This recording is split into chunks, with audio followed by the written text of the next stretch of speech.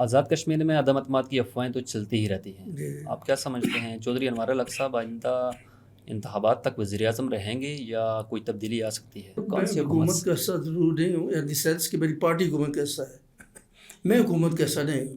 ہاں میں ٹھیک ہے، آپ اسپیکر ہوں، آئی ایم الیکٹڈ اسپیکر. تو حکومت میں ہماری پارٹی کے وزراء تو موجود ہیں لیکن میں موجود نہیں ہوں. وہاں پہ حکومت کا فیصلہ پرائم منسٹر اور کیبنٹ کرتے ہیں. ایک اسپیکر اسمبلی کو انصاف نہیں مل سکتا، اس پہ قافلے پہ حملہ ہوتا ہے، 2 لوگ زخمی ہو جاتے ہیں، تو وہاں ایک عام آدمی کا کیا ہوگا؟ میں کوئی کسی کے ساتھ مقابلہ نہیں کر رہا ہوتا. میری ایک بات یاد رکھیں، میں نے ہمیشہ لوگوں کو اپنے حلقے میں یہ بات کی ہے کہ جو بندہ کسی کو ووٹ ڈالتا ہے وہ کسی کے خلاف ووٹ نہیں ڈالتا. اس مائنڈ سیٹ کو چینج کرنے کی ضرورت ہے.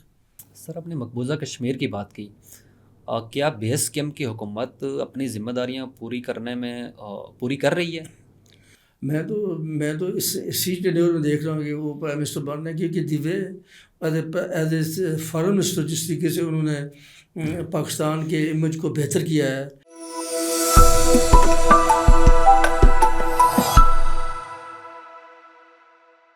بسم اللہ الرحمن الرحیم.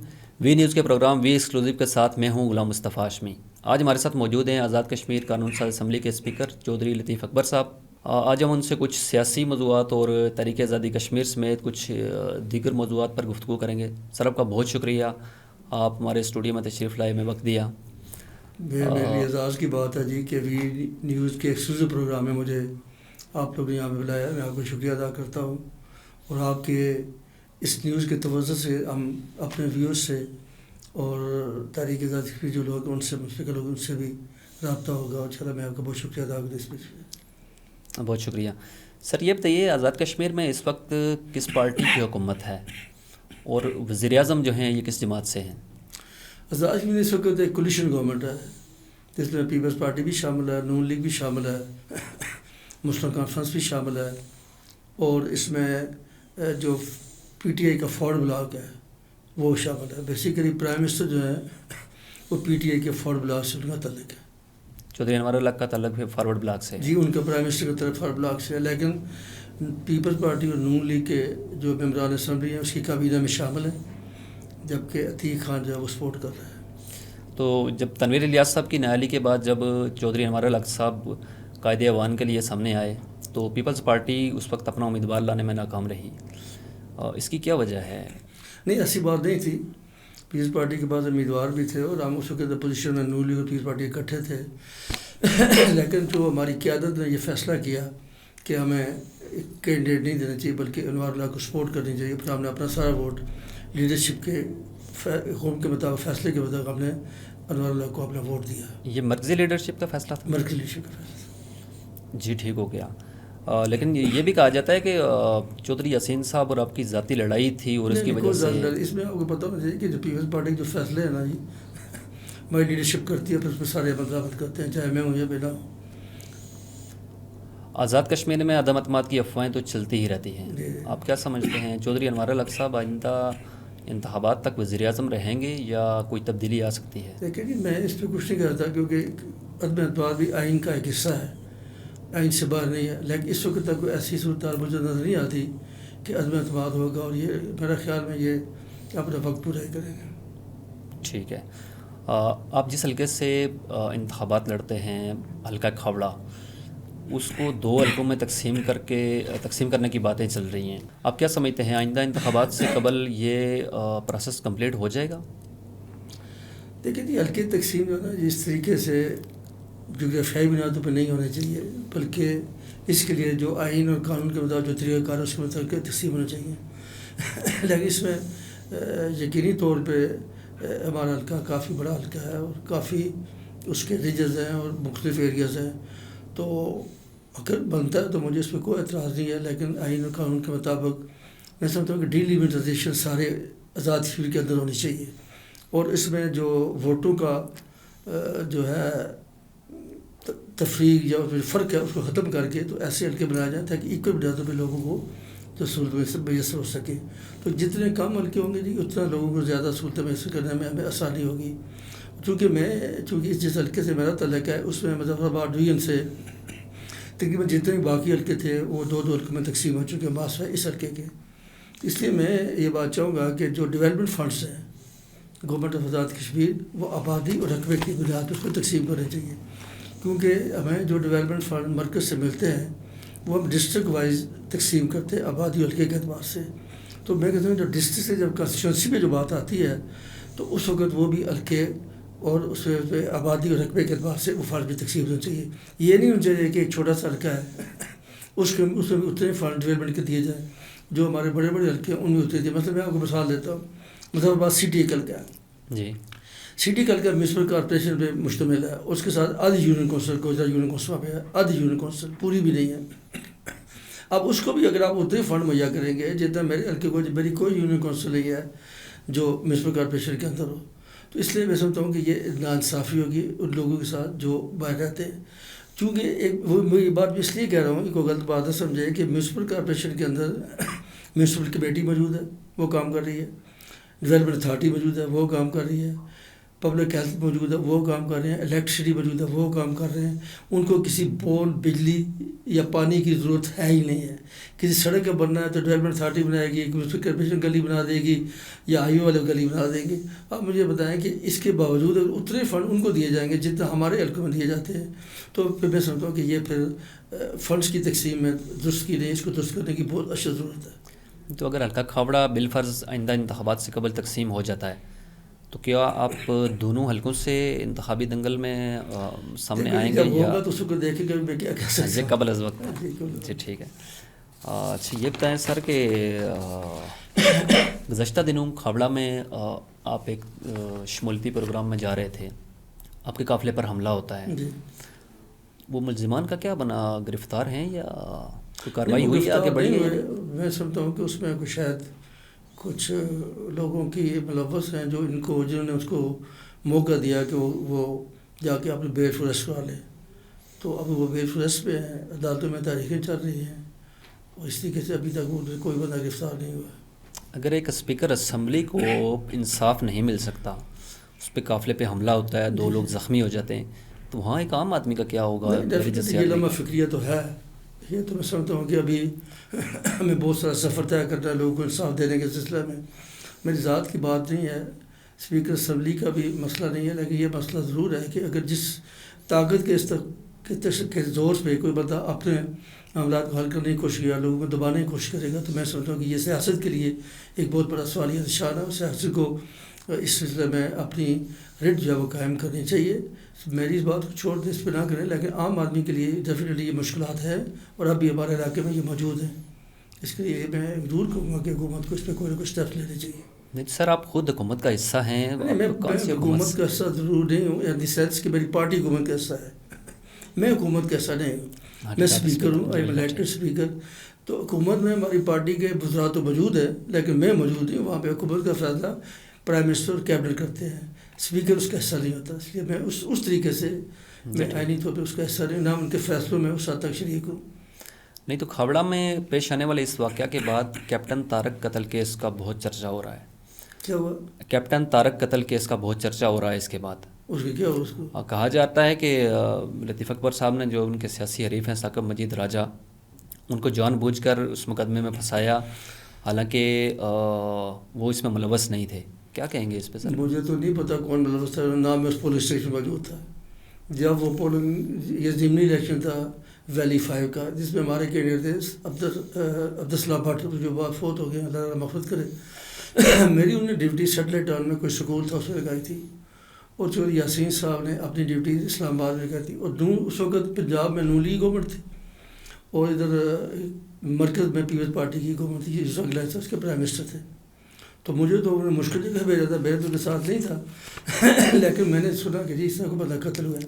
اگر میں کسی کا نام اس وقت کا، جب وہ میٹر ہی نہیں کرتا تھا اس وقت بھی، تو اس کا نام اس وقت دے سکتا تھا. میں آج اپنی ایف آئی میں کیوں لکھا تھا اس کا نام؟ یہ میرے لیے بہت آسان بات تھی نا کہ اس کا نام میں لے لوں، اس کو اپنے ایف آئی میں لکھ دوں. اگر میں نے آج نہیں لکھایا تو اس وقت میں کیوں لکھا کسی بندے کو، جب میں اس پولنگ اسٹیشن پہ موجود تھا، جب میرا کوئی تعلق ہی کوئی نہیں تھا، مجھے نہیں پتا کون موجود تھا کون نہیں موجود تھا. ثاقب مجید راجہ کا تو دعویٰ ہے کہ چودھری یاسین صاحب ان سے یاسین صاحب کی تردید کی ہے.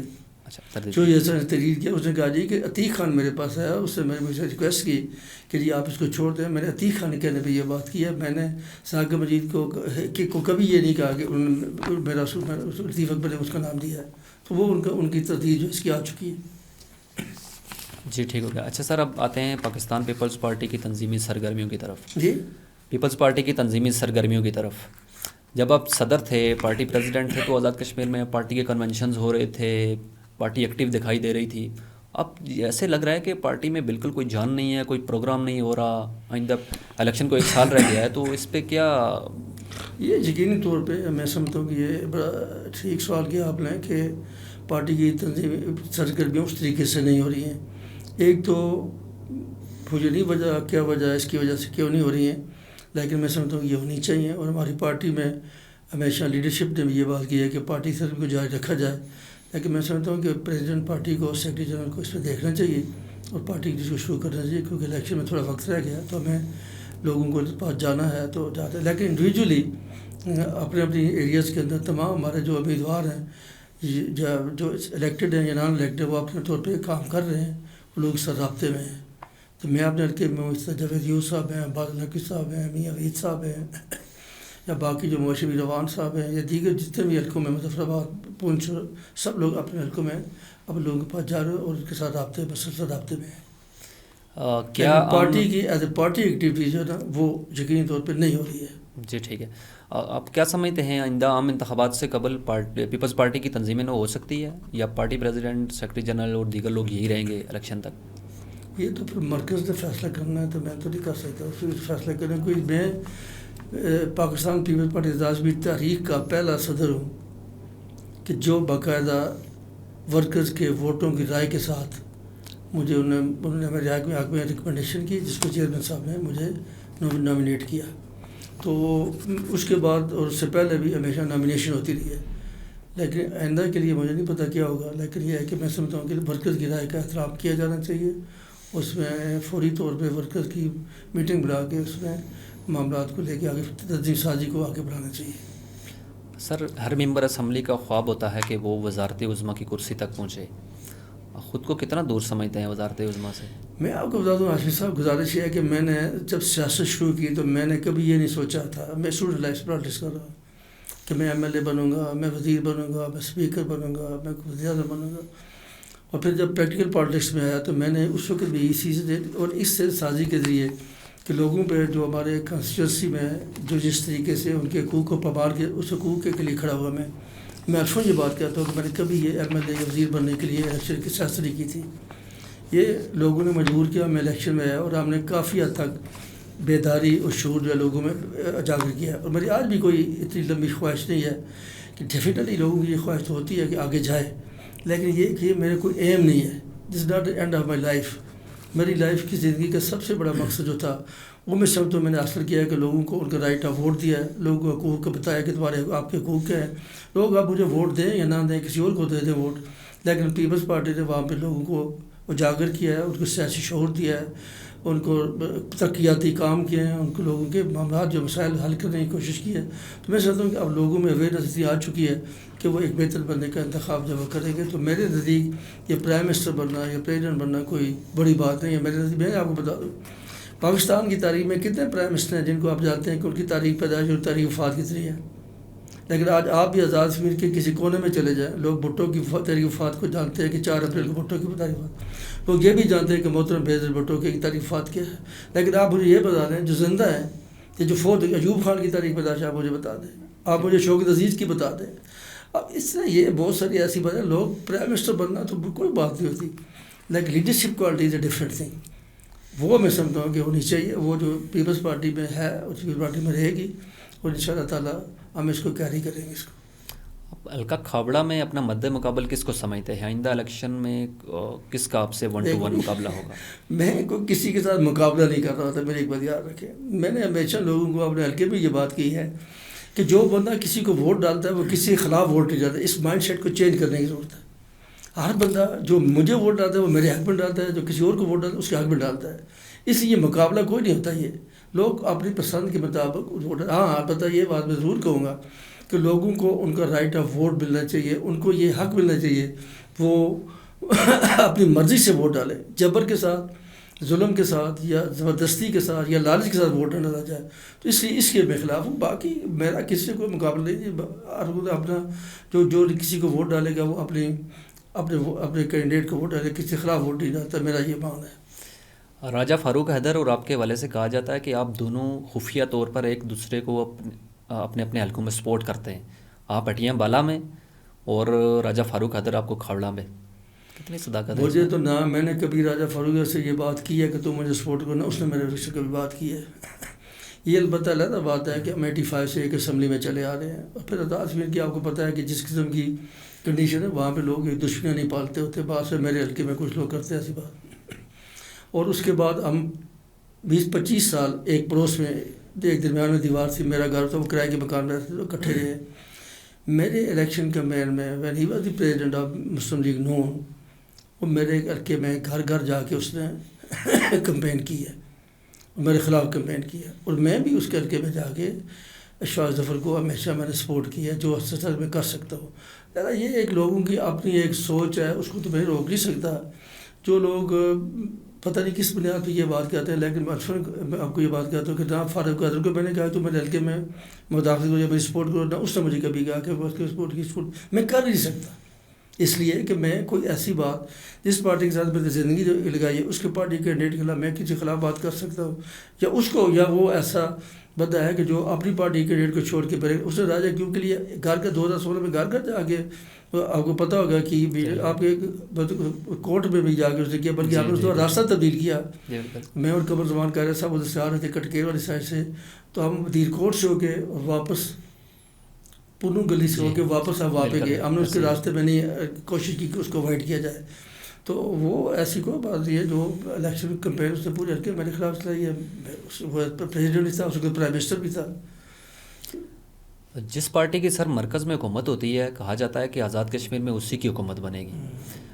اس وقت مرکز میں کولیشن گورنمنٹ ہے.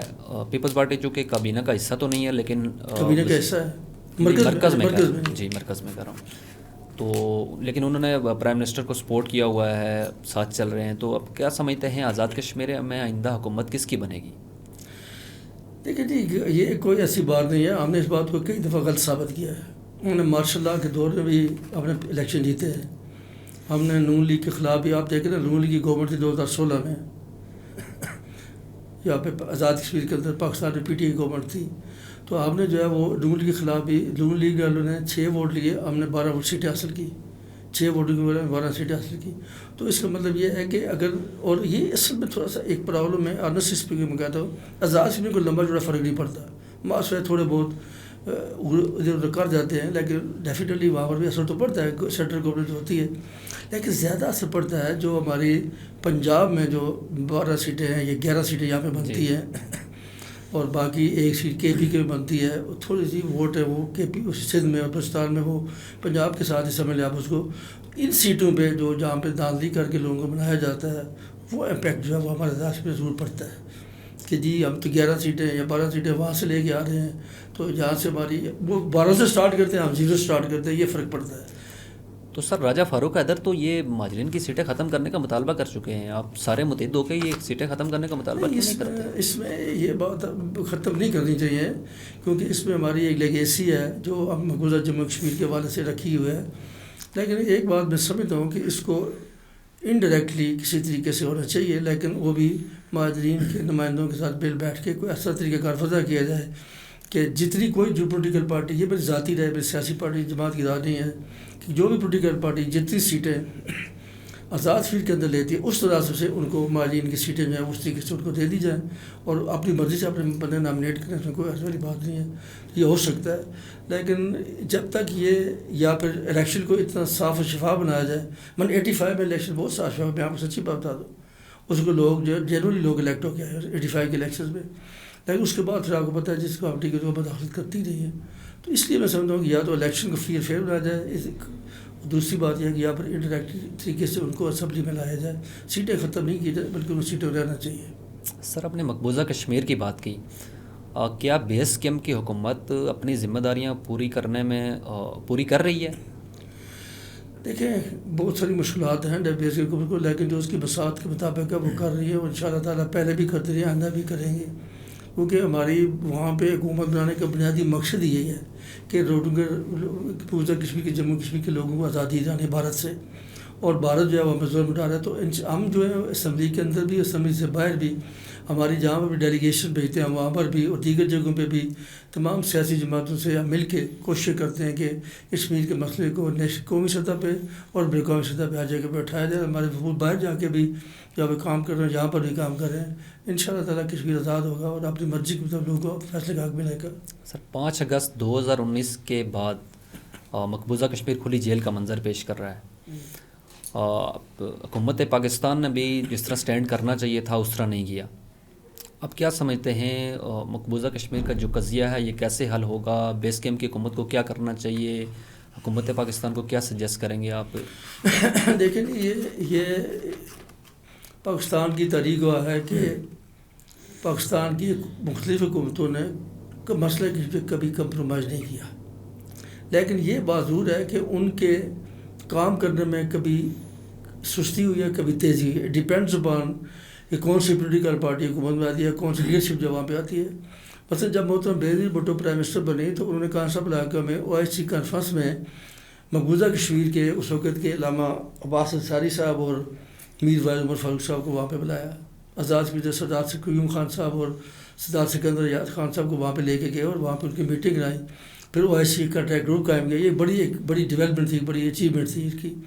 تو اس کے بعد جو حکومتیں آتی رہی ہیں، کسی نے کم کسی نے، لیکن یہ بات یقینی طور پہ درست ہے کہ اس طریقے سے بعض حکومتوں نے ہماری سپورٹ نہیں کی، جیسے کہ خاص کر 5 اگست 19 کے بعد جو PTI کی گورنمنٹ یہاں پہ تھی، انہوں نے بالکل ہی کشمیر کے حوالے سے لاپرواہی جو ہے میں سمجھتا ہوں کی ہے، کہ انہوں نے کوئی اس پہ جوابی کام نہیں کیا، اور نہ ہی بیرون ملک دنیا میں جا کے اس بات کو ایک تقریر ہمارے پرائم منسٹر صاحب نے جا کے جنرل اسمبلی میں کی تھی، اس کے علاوہ کوئی اس کے بعد انہوں نے کوئی ایسی اس ایشو کو میں سمجھتا ہوں کہ ہر صورت میں اندر ہر فورم پہ اٹھانا چاہیے، OIC میں اٹھانا چاہیے، جنیوا میں جو ہیومن رائٹس کے حوالے سے وہاں پہ اٹھانا چاہیے، حکومتی سطح پہ اٹھانا چاہیے، پھر جنرل اسمبلی کے علاوہ وہاں کے جو سلامتی کونسل میں اس کو کیوں نہیں لے کے جاتی گورنمنٹ پاکستان سے، کیا وجہ ہے؟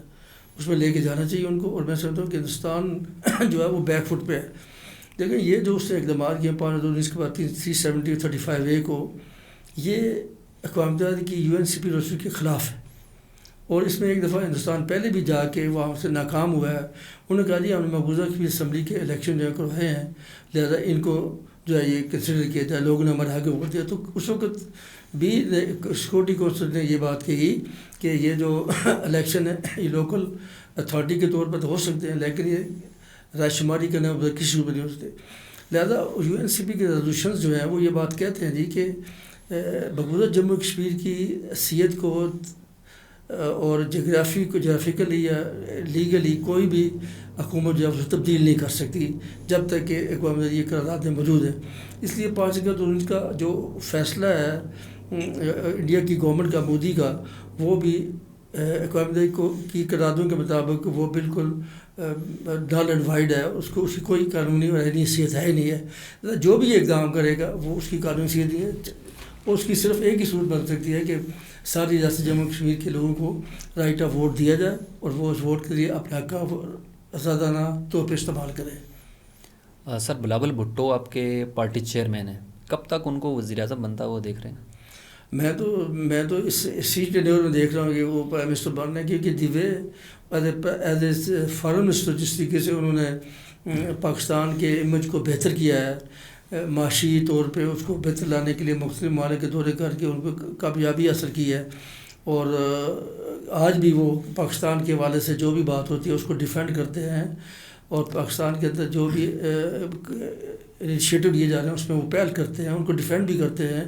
اور مقبوضہ جموں کشمیر کے حوالے سے آپ کو پتہ ہے کہ پیپلز پارٹی کے خون میں تو بھی یہ کشمیر شامل ہے، اور اس کے لیے بھٹو صاحب نے اپنی جان دے دی، محترم بینظیر بھٹو نے جان دے دی، اور آج برہان بھٹو زرداری نے بطور چیئرمین پاکستان پیپلز پارٹی، بطور وزیر خارجہ بھی انہوں نے جس طریقے سے یونائیٹڈ سیکورٹی کونسل میں اس کو جواب دیا انڈیا کے منسٹر کو، اسی طریقے سے پھر گوا میں جا کے جس طریقے سے انہوں نے گفتگو کی، تو میں سمجھتا ہوں کہ Burhan Bhutto Zardari has the capacity to become the prime minister of Pakistan, اور یہ اصولی طور پہ جب بھی آئندہ گورنمنٹ بنتی ہے تو پیپلز پارٹی کی بنے گی اور چیئرمین اس کے پرائم منسٹر ہوں گے۔